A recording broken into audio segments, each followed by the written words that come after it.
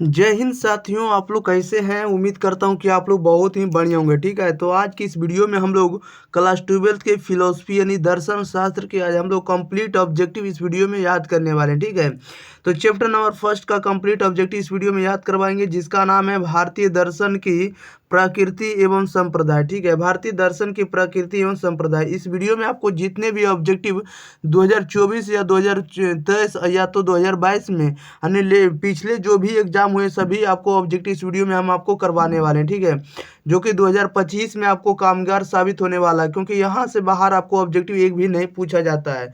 इसलिए आप लोग को शुरू से अंत तक बने रहना और वीडियो को शुरू से अंत तक देखना है। ठीक है, अगर आप लोगों को यह वीडियो पसंद आता है तो वीडियो को लाइक शेयर और चैनल को भी सब्सक्राइब जरूर कर सकते हैं। चलिए तो स्टार्ट करते हैं, ज़्यादा विलम्ब ना करेंगे।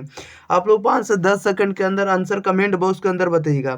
क्वेश्चन नंबर 1 में कह रहा है कि भारतीय दर्शन का कौन सा संप्रदाय जो है अनुमान को ज्ञान के स्रोत के रूप में स्वीकार नहीं करता है। बताइएगा, भारतीय दर्शन का कौन सा संप्रदाय अनुमान को ज्ञान के स्रोत के रूप में स्वीकार नहीं करता है। तो चारवाक दर्शन स्वीकार नहीं करता, राइट आंसर सी हो जाएगा। क्वेश्चन नंबर हम लोग देखते हैं 2 नंबर की ओर। 2 नंबर में कह रहा है कि आस्तिक और नास्तिक दर्शन का भेद भारतीय संप्रदाय में किस आधार पर किया गया है। तो यह किया गया आपको वेद में विश्वास के आधार पर, राइट आंसर बी हो जाएगा। 3 नंबर में कह रहा है भारतीय दर्शन में अर्थार्थ ज्ञान क्या कहलाता है। तो भारतीय दर्शन में यह अर्थार्थ ज्ञान को हम लोग अप्रमा कहेंगे, राइट आंसर इसका बी हो जाएगा। नेक्स्ट क्वेश्चन नंबर देखिएगा आप लोग 3 नंबर क्वेश्चन नंबर देखिए 4 नंबर की। ओके, कह रहा है भारतीय दर्शन की मूल प्रकृति क्या है। भारतीय दर्शन की मूल प्रकृति क्या, तो आध्यात्मिक, राइट आंसर ए हो जाएगा। 5 नंबर में कह रहा है अनुमान का तार्किक आधार क्या है। तो अनुमान का तार्किक आधार जो आपको व्याप्ति है, राइट आंसर बी हो जाएगा। क्वेश्चन नंबर 6 में कह रहा है निम्नलिखित में से कौन भारतीय दार्शनिक है। भारतीय दार्शनिक कौन होगा। तो भारतीय दार्शनिक आपको महावीर है, गौतम है और कपिल है। सभी आपको भारतीय दार्शनिक है, राइट आंसर डी हो जाएगा इनमें से सभी। Next question number 7। Question number 7 में कह रहा है कि भर्तृहरि ने प्रसिद्ध पुस्तक लिखा है। तो भर्तृहरि ने प्रसिद्ध पुस्तक लिखा, कौन सा लिखा। तो वाक्य पद्यम लिखा, राइट आंसर बी हो जाएगा। क्वेश्चन नंबर 8 में कह रहा है कि तत्व चिंतामणि पुस्तक के लेखक कौन है। राइट आंसर आप लोग बताइएगा, इसका सही जवाब क्या हो जाएगा। तत्व चिंतामणि पुस्तक के लेखक कौन है। तो गंगेश है, राइट आंसर बी हो जाएगा। नेक्स्ट क्वेश्चन नंबर देखिएगा 9 नंबर में कह रहा है कि शिक्षा दर्शन एक शाखा है। शिक्षा दर्शन एक शाखा है, तो ना तो आपको मनोविज्ञान की शाखा, ना तो अर्थशास्त्र, ना तो तर्कशास्त्र का। इसमें से किसी का नहीं, राइट आंसर डी हो जाएगा इनमें से कोई नहीं। ठीक है, दर्शन शास्त्र का शाखा है। क्वेश्चन नंबर देखिएगा 10। निम्नलिखित में से कौन भारतीय दार्शनिक नहीं है। तो भारतीय दार्शनिक कौन नहीं है, आप लोग बताइएगा, सही जवाब क्या आ जाएगा। तो भारतीय दार्शनिक आपको कौन नहीं है, आपको देकार्त आपको भारतीय दार्शनिक नहीं है, राइट आंसर सी हो जाएगा। क्वेश्चन नंबर देखिएगा आप लोग 11 नंबर में कह रहा है कि भारतीय दर्शन में बंधन की अवधारणा का अर्थ क्या है। भारतीय दर्शन में अवधारणा का अर्थ क्या होता है। तो अवधारणा का अर्थ होता है आत्मा का शरीर से बंधे रहना। आत्मा का शरीर से बंधे रहना ही भारतीय दर्शन में बंधन कहलाता है, राइट आंसर ए हो जाएगा। 12 में कह रहा भारतीय दर्शन को निराशावादी क्यों कहा गया। बताइएगा, सही जवाब क्या आ जाएगा। तो भारतीय दर्शन को निराशावादी इसलिए कहा गया क्योंकि जगत को दुखपूर्ण मानने के कारण, कारण से भारतीय दर्शन को निराशावादी घोषित किया गया है। क्वेश्चन नंबर 13 कह रहा भारतीय दर्शन की कौन सी अवधारणा मनुष्य के सांसारिक जीवन के क्रमिक विकास का उद्देश्य निर्धारित करता है। तो यह करता है पुरुषार्थ की अवधारणा का, राइट आंसर बी हो जाएगा। नेक्स्ट क्वेश्चन नंबर देखिएगा आप लोग 14 नंबर की ओर। चलिए 14 नंबर में आप लोग ध्यान दीजिएगा। 14 नंबर में क्या कह रहा है। कह रहा है कि भारतीय दर्शन में ज्ञान को किस अर्थ में प्रयुक्त किया जाता है। भारतीय दर्शन में ज्ञान को किस अर्थ में प्रयुक्त किया जाता है। तो ज्ञान को हम लोग विस्तृत अर्थ में, विस्तृत यानी बड़े रूप में, विशाल के रूप में, और संकुचित यानी छोटे के रूप में भी हम लोग व्यक्त करते हैं। सभी के अर्थ में करेंगे, राइट आंसर इसका सी हो जाएगा। कहने का मतलब ए और बी दोनों हो जाएगा, यानी विस्तृत अर्थ में भी प्रयुक्त करेंगे और संकुचित अर्थ में। तो राइट आंसर सी हो जाएगा दोनों अर्थों में। क्वेश्चन नंबर 15 में कह रहा है कि भारतीय दर्शन में आत्मज्ञान का संबंध है। तो भारतीय दर्शन में आत्मज्ञान का जो संबंध होता है आपको आप विद्या के निराकरण से होता है, राइट आंसर इसका सी हो जाएगा, डी हो जाएगा। क्या हो जाएगा, डी हो जाएगा, आप विद्या के निराकरण से। अगला क्वेश्चन लेते हैं, क्वेश्चन नंबर 16 नंबर में कह रहा है भारतीय दर्शन में अपनी किस विशेषता के कारण पाश्चात्य दर्शन से भिन्नता स्थापित करता है। तो ये कर्ता आपको कौन करेगा बताइएगा। कह रहा है भारतीय दर्शन अपनी किस विशेषता के कारण पाश्चात्य दर्शन से भिन्नता स्थापित करता है। तो यह कर्ता आपको दृष्टि युक्त ज्ञान के आधार पर, राइट आंसर डी हो जाएगा। क्वेश्चन नंबर 17 में कह रहा है कि आस्तिक दर्शन निम्नलिखित में से किसे चेतना के अधिष्ठान के रूप में स्वीकार करता है। तो आत्मा करता, राइट आंसर ए हो जाएगा। अगला क्वेश्चन, क्वेश्चन नंबर देखिए 18 नंबर में कह रहा है भारतीय दर्शन के अनुसार जीवन का कौन सा प्रयोजन या उद्देश्य भौतिक है। बताइएगा, भारतीय दर्शन के अनुसार जीवन का कौन सा प्रयोजन या उद्देश्य जो होता है भौतिक होगा। तो देखिएगा ये आपको काम और अर्थ दोनों होगा, राइट आंसर इसका डी हो जाएगा, ए और बी दोनों।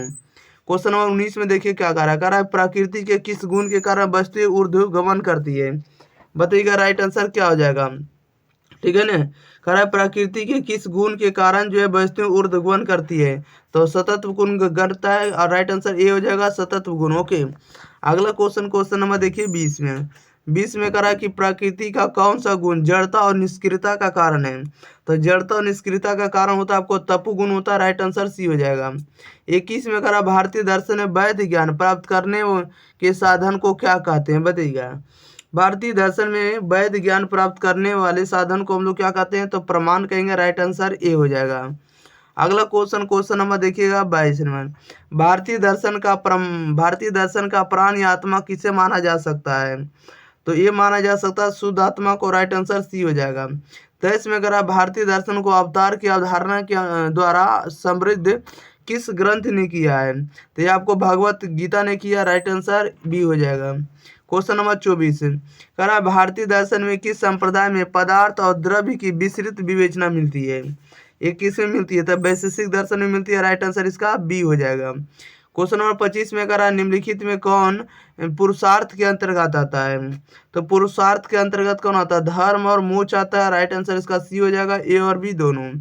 नेक्स्ट क्वेश्चन लेते हैं, क्वेश्चन नंबर देखिएगा आप लोग सीधे 26 नंबर में कह रहा है कि सत्व गुण में ही रूपांतरित होना क्या कहलाता है। बताइएगा, सत्व गुण में ही रूपांतरित होना आपको स्वरूप परिवर्तन कहलाता है। क्या कहलाता है, स्वरूप परिवर्तन, राइट आंसर इसका बी हो जाएगा।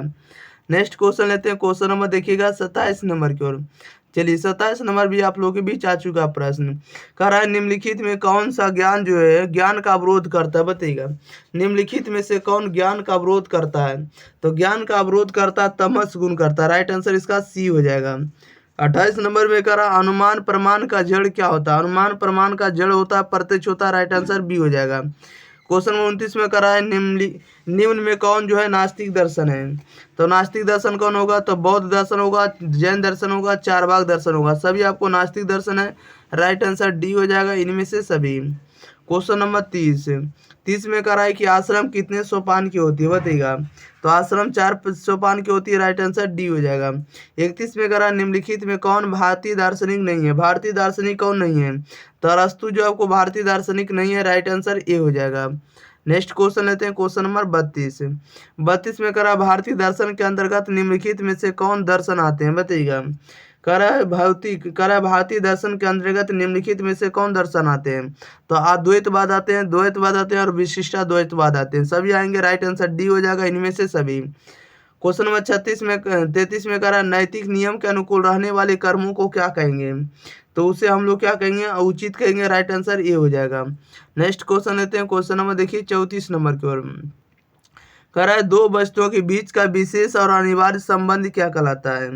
दो वस्तुओं के बीच का विशेष और अनिवार्य संबंध क्या कहलाता है। तो व्याप्ति कहते हैं, राइट आंसर सी हो जाएगा। 35 में कह रहा है कि प्रमाता किसे कहते हैं। तो प्रमाता ज्ञान प्राप्त करने वाले को प्रमाता कहेंगे, राइट आंसर सी हो जाएगा। क्वेश्चन नंबर 36 में कह रहा है पुरुषार्थ के अंतर्गत निम्नलिखित में से कौन आता है। तो पुरुषार्थ के अंतर्गत कौन आता है। तो उपभोग आता है, राइट आंसर डी हो जाएगा।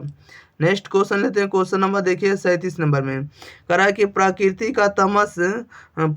का गुण तमस का काल नहीं करिएगा, काला रंग किस बात का सूचक माना जाता है। बताइएगा, कह रहा है प्रकृति का गुण तमस का काला रंग किस बात का सूचक होता है।